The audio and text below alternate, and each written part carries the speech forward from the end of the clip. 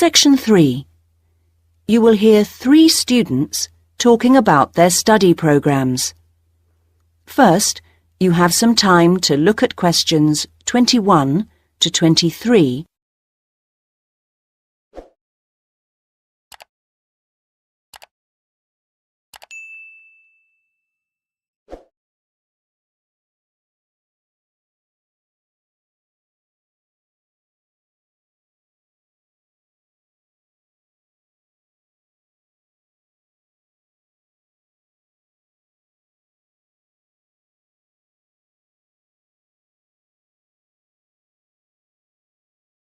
Now listen carefully and answer questions 21 to 23. Hi, Elaine. I was hoping I'd see you here. How are things? All right. You? Not bad, but I'm beginning to worry about that assignment. What, the one on theory and practice? Yes. When's it got to be in by? Next Thursday. And I just can't get to grips with it. Yes, it's a tricky one. I'm hoping to get down to it over the weekend. I'll tell you what, there's Dinah. Let's see if she has any pearls of wisdom on the subject.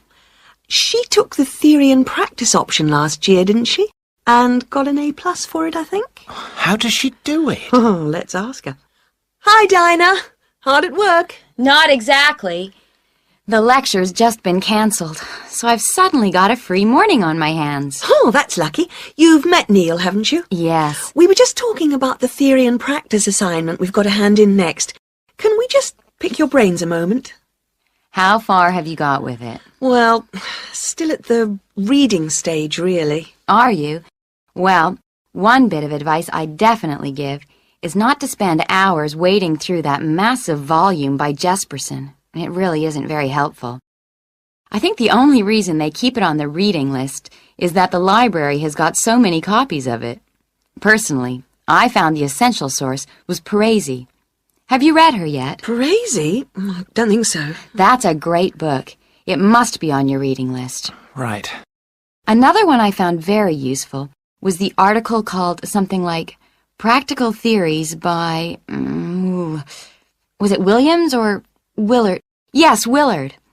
Also, if you want to look at case studies, that small book of Ron Brown's has got some interesting stuff in. You know the one I mean?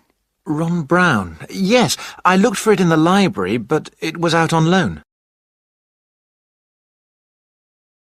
Before you hear the rest of the conversation, you have some time to look at questions 24 to 30.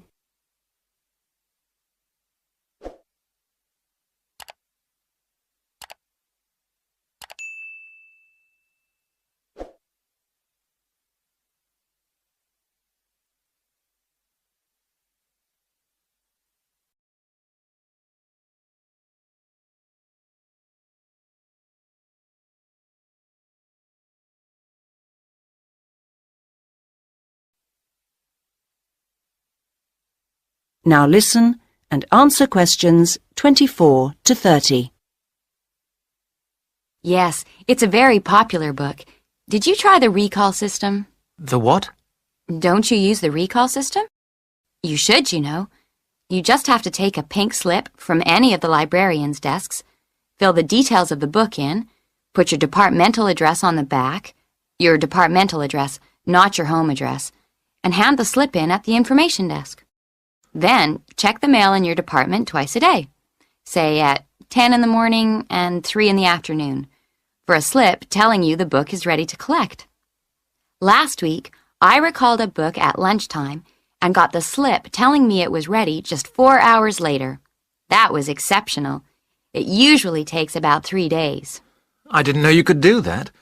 Is it expensive? No. There's a nominal charge, 25 pence a book, I think. It's well worth it if you're preparing for an assignment. Are you going to be working together on it? I'm not sure. I would if I were you. You get so much more out of the assignment that way. But surely the tutors would notice that our essays were the same. No. I'm certainly not suggesting you should actually write the thing together. I'm talking about when you first start on a big assignment. I think it's a good idea to find 2 or 3 others on the course who live near you and divide up the reading load between you. Then you can meet up again a few days later and take it in turns to summarize your reading for each other. At the next stage, we go round the group explaining our essay plans, which makes it easier for individuals then to go off and write the first draft of their essay on their own. Later on, we usually exchange drafts and give feedback in the group before finally writing our essays individually. Do you really do all that? Usually, yes. It makes the whole thing much easier and more enjoyable. Right. Well, I think I need another coffee before getting started.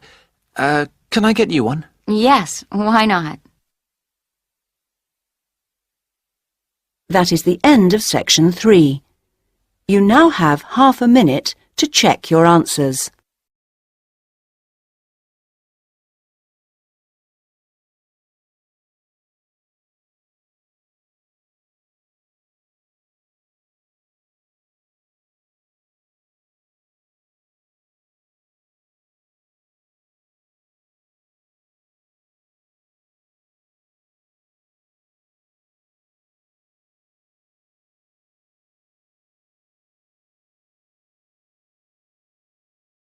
Now turn to section